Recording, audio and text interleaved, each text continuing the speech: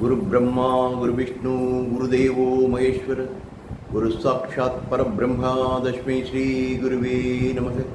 पुरुषोत्पजाय विद्महे कृणीहस्ताय धीमहि तन्नो गुरु प्रचोदयात्। काञ्चीवासाय विद्महे शान्तरूपाय धीमहि तन्नो चन्द्रशेखरेन्द्र प्रचोदयात्। हर हर शंकर जय जय शंकर हर हर शंकर जय जय शंकर। ஆன்மீக அன்பர்கள் எல்லாருக்கும் நமஸ்காரம். இன்னைக்கு வியாழக்கிழமை, குருவுக்கு உகந்த நாள்.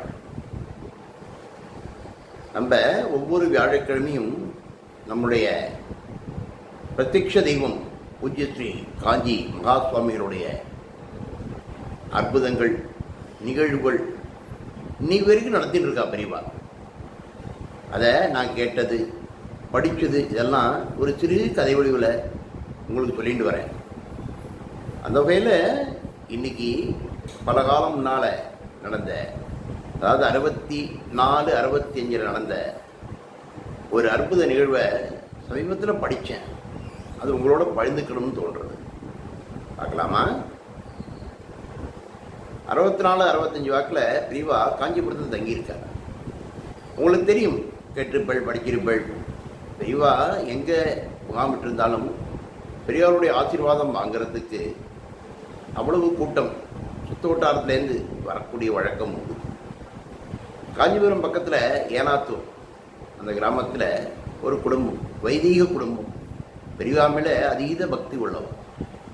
காஞ்சிபுரத்தில் பெரியவா எப்போ இருந்தாலும் தினசரி ஒரு முறையாவது பெரியவாளை வந்து தரிசிச்சுட்டு வர வழக்கம் உண்டு. அதனால் அந்த குடும்பத்துக்கு பாரிஷாதர்கள் பெரியவா எல்லாருக்குமே அவரோட நல்ல பரிச்சயம். அப்போ அந்த வைதிக குடும்பம் சொல்கிறேன் இல்லையா, நாகேஸ்வர சாஸ்திரிகள் அவர் பேர், சுனந்தா மாமி. அவாத்துக்கு பக்கத்தாத்தில் இன்னொரு பிராமண குடும்பம். அந்த குடும்பமும் வைதிக குடும்பம் தான். காஞ்சிபுரத்துக்கு இந்த ஏனாத்தூரில் இருக்கா. அப்போ அவாத்துக்கு ஒரு மாமி வந்திருக்கா, பாட்டி, 65 வயசுக்கு மேலே இருக்கும். எங்கே நம்ம தர்மபுரி ஓசூர் பக்கத்துலேருந்து வந்திருக்கா. அவள் இது வரைக்கும் பெரியவாளை பற்றி கேள்விப்பட்ட காலத்திலே பார்த்தது கிடையாது. இங்கே வந்து இந்த சுனந்தா மாமி அந்த பக்கத்தில் இருக்கிறதுனால சுனந்தா மாமி போகிற பழக்கம் உண்டு இல்லையா, டெய்லி பெரியவாளை பார்க்க. அப்போ இந்த பாட்டி கேட்டிருக்கா, என்னையும் ஒரு நாள் கூப்பிட்டு போன, பெரியவாளை பார்த்ததே கிடையாது, நிறைய கேள்விப்பட்டிருக்கேன், அவரை பார்க்கணும் எனக்கு அப்படின்னு. சரி மாமி, அதனால் என்ன, நாளைக்கு வியாழக்கிழமை போகலாம்னு சொல்லி மறுநாள் காலையிலேயே அவசர அவசரமாக எழுந்திருந்து காலை 5 5:30 எழுந்திருந்து குளிச்சுட்டு அந்த மாமியும் பூஜை செய்யக்கூடிய அந்த பாட்டி செஞ்சுட்டு சுனந்தா மாமியோட கிளம்பிட்டார் காஞ்சிபுரத்தை பார்க்குற பெரியவாளை பார்க்க. சுனந்தா மாமி ஒரு சின்ன கூட நிறைய இது எடுத்துன்னு விட்டா, இது ரோஜா. இந்த பாட்டி ஒரு சீத்தாப்பழம் மட்டும் எடுத்துட்டு, ஏன்னா பெரியவாளை பார்க்கும்போது வெறுங்கையோடு போகக்கூடாதுங்கிறது ஒரு நீதிங்கிறது யாரோ சொல்லியிருக்கா, படிச்சிருவா, கேட்டிருப்பா போல இருக்கு. அந்த மாமியும் தன்கிட்ட இருந்த ஒரு சீத்தாப்பழத்தை எடுத்துட்டு கிளம்பிட்டோம். போயாச்சு, எங்கள் காஞ்சிபுரம் வடத்துக்கு போய் சேர்ந்தாச்சு. பரிசு அதெல்லாம் சொந்த மாமி வரவேற்க, என்ன மாமி எப்படி இருக்கல, என்ன ஏது மாமா அப்படி இருக்கா எல்லாம் கேட்டு.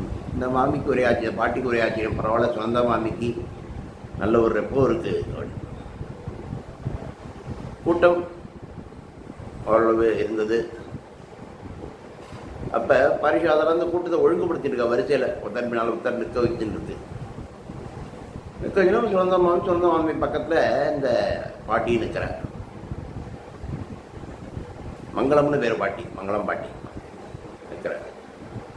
பாரிஷா வரிசையில் வந்து அந்த சிறுவனுக்கு பாரிஷா வந்து இந்த மாமி கையில் இருக்கிற, இந்த பாட்டி கையில் இருக்கிற இதை பார்த்துட்டா, இதை சீத்தாப்பழத்தை பார்த்துட்டு, பாட்டி நீங்கள் இதெல்லாம் சீத்தாப்பழத்தெல்லாம் பெரியவாளுக்கு கொடுத்தாங்க, பெரியவாளுக்கு பிடிக்காது, இதை ஏற்றுக்க மாட்டார், அதனால் நார்மலாக தரிச்சிட்டு வந்தாலே போதும், உங்களை ஒன்று என்ன கொண்டு வந்த என்ன இதெல்லாம் பார்க்க மாட்டார், அவருடைய கருணைக்கடலான அன்பு பக்தி அவர்கிட்ட வச்சுருந்தாலே கூட அவர் கண்டிப்பாக ஆசீர்வதிப்பார், நீங்கள் கவலைப்படாதீங்க, உள்ளே வச்சுக்கோ, தயவு செய்து கொடுத்துறாங்க அப்படின்னு சொன்ன உடனே பாட்டிக்கு ஒரு மாதிரி ஆகிடும்.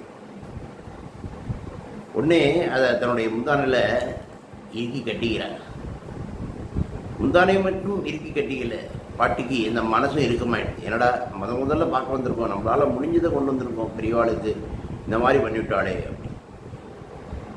பரவாயில்ல, பெரியவாளை பார்த்தா போதும்னு சொல்லிட்டு வருஷம் போயிட்டே இருக்கு. சொந்த மாமிட்டாலும் சொல்லிட்டு சொந்த மாமி இந்த கொண்டு வந்த சின்ன குடையில் இருக்கிற அந்த மலர்களை ஒரு தட்டில், மூங்கி தட்டில் எங்கே இருக்கும் பெரியவாள்கிட்ட அதை வச்சுட்டு நான் தர பெரிய ஆசீர்வாதம் பண்ணுறேன். குசலபச்சாரிக்கிறார், எப்படி இருக்கா நாகேஸ்வர கடவாடிகள் என்ன சொல்கிறார் என்னென்னு வச்சு நமஸ்காரம் பண்ணுறோம். பிரசாதத்தை கொடுத்துறா. அதுக்கு அடுத்து சுரந்தாமாமி. சுரந்தாமாமி பெரியவாளை பார்த்தோன்னே பெரியவனுடைய முகத்தில் ஒரு தேஜஸ். சுரந்தாமாமியால் சுரந்தாமாமி பக்கத்தில் இந்த பாட்டிக்கு தாங்க முடியல, மங்களம் பாட்டிக்கு நமஸ்காரம் பண்ணுறாங்க. நமஸ்காரம் பண்ணிட்டு கண்ணில் ஆனந்த கண்ணீர். இப்படி ஒரு மகான் நம்ம இது வரைக்கும் பார்க்கலையே, நீ பார்த்துருக்கோம், நம்ம கொடுத்து வச்சுருக்கோம் அப்படின்னு சொல்லிட்டு நமஸ்காரம் பண்ணிவிட்டு கை நீட்டா பிரசாதத்துக்கு. ஒரு நிமிஷம் 2 நிமிஷம் ஆகும் பிரியவா ஒன்றுமே சொல்லலை. இந்த வெச்சக்கன் வாங்காமல் இந்த மங்களம் பாட்டியை பார்த்துட்டு இருக்கார். பிரசாதம் கொடுங்க பெரியவா அப்படிங்கிற அந்த மங்களம் பாட்டி. பெரியவா அப்பயும் ஒன்றும் சொல்லலை. ஒரு நிமிஷம் கழிச்சு பெரியவா கேட்குறேன், எனக்குன்னு ஒரு பழம் கொண்டு வந்திருக்கேன், அதை கொடு. அந்த மங்களம் பாட்டிக்கு ஒன்றும் புரியல, என்ன பழம் கொண்டு வந்தோம் என்ன ஏது. ஏன்னா பெரியவாளை பார்த்த அந்த ஒரு நிமிஷத்துலேருந்து அவன் தன்னையே மறந்துவிட்டான் மங்களம் பாட்டி. பெரியவாள்கிட்ட தீவி பெரியவா பிரசாதம் அந்த பாரிஷாதர் பார்த்துட்டு இருக்கா. பெரியவாளும் ஒன்றும் பேசல. பெரியவா அப்புறம் கேட்குறேன், எனக்கு நீ ஒரு பழம் கொண்டு வந்திருக்கேன், அந்த பழத்தை கொண்டு வா. என்ன பழம்னு கேட்குறா யாரு? அந்த மங்களம் பாட்டி. பெரியவாள்கிட்ட என்ன பழம் தெரியவா, எனக்கு தெரியலையே. மடியில் கட்டி வச்சுருக்கே சீத்தா பழத்தை கூட எனக்கு ஆதாரம் கொண்டு வந்து நீ எனக்கு கூட அப்புறம் நான் உனக்கு பிரசாதம் தரேன் அப்படின்னு சொல்லிட்டு சிரிக்கிறார். மங்களம் பாட்டிக்கு ஒரே ஆச்சரியம். தான் சீத்தா பழம் கொண்டு வந்து அவருக்கு எப்படி தெரியும், மடியில் இறுக்கி கட்டினுங்க அது எப்படி தெரியும், ஒரே ஆச்சரியம். சீக்கிரம் கொடுங்கோ, நிறைய பேர் இருக்காளே கூட்டம் இருக்கு பாருங்கோ அப்படின்னு சொல்கிறார் பெரியவன். மலர்ந்த முகத்தோட ஆனந்த கண்ணீரோட தன் முந்தானையில் இருக்கவா முடிச்சு வச்சிருந்த அந்த சீதா பழத்தை நல்லா தொடச்சி விட்டு பெரியவாள்கிட்ட கொடுக்குறார். மூங்கில் தட்டில் வைக்கிறார். மூங்கில் தட்டில் வச்சதை பெரியவா அந்த பாரிஷாத தொட்டு சொல்லி அது ஒரு தடவை அலம்ப சொல்கிறார். அலம்பிட்டு கொண்டா அப்படிங்கிற அலம்பி கொண்டு வந்து கையில் கொடுத்தோன்னே அந்த சீதா பழத்தை மெதுவாக விண்டு ஒரு விண்டில் எடுத்து வாயில் போட்டுக்கிறார். சந்தோஷமா உனக்கு? கவலைப்படாது, நீ எது கொண்டு வந்தாலும் சரி, கொண்டு வந்த என்னாலும் சரி, என்னுடைய ஆசீர்வாதம் உங்களுக்கு எல்லாருக்கும் உண்டு.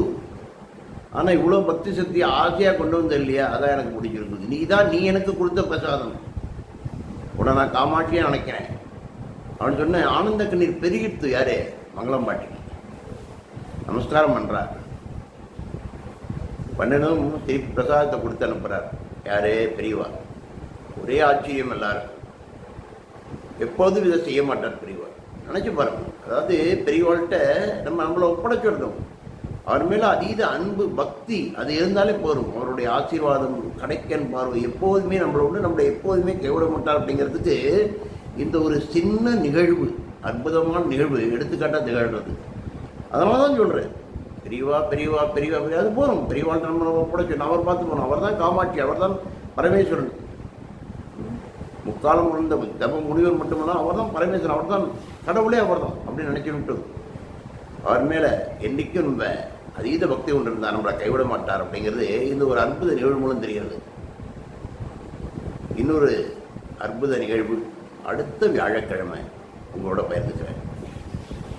ஹரஹர சங்கர் ஜெய ஜெய சங்கர், ஹரஹர சங்கர் ஜெய ஜெய சங்கர். எல்லாருக்கும் நமஸ்காரம்.